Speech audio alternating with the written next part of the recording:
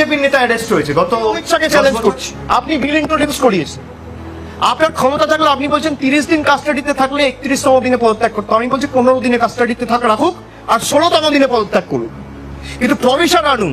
যদি 15 দিনের মধ্যে আপনি তাকে গিলটি প্রমাণ না করতে পারেন, তাহলে যতদিন তাকে জেল খাটাবেন তার থেকে ডবল দ্বিগুণ জেল খাটবে তারা যারা তাকে ইমপ্লিকেট করেছে।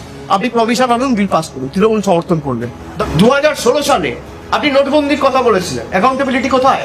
140 জন লাইনে দাঁড়িয়ে মারা গেছে, জবাব কে দেবে? আপনি জিএসটি করে বলেছিলেন ভারতবর্ষের অর্থনীতি আরো ভালো হবে, দেশটা রসাতলে নিয়ে গেছে, অ্যাকাউন্টেবিলিটি কার?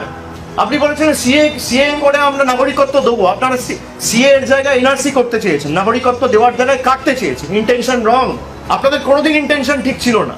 আপনার ইন্টেনশন ঠিক থাকলে আপনি অ্যাকাউন্টেবিলিটি আন। কটা বিজেপির নেতা অ্যারেস্ট হয়েছে গত 10 বছর, যাদের বিরুদ্ধে প্রধানমন্ত্রী অভিযোগ করেছে, এমনকি 7 দিন 10 দিন আগে গিয়েও যেখানে সভা করে বলে সেই লোকটার বিরুদ্ধে অভিযোগ রয়েছে, 10 দিন পরে গিয়ে তাকেই বিজেপিতে জয়েন করিয়ে উপমুখ্যমন্ত্রী করেছে সেই রাষ্ট্রে।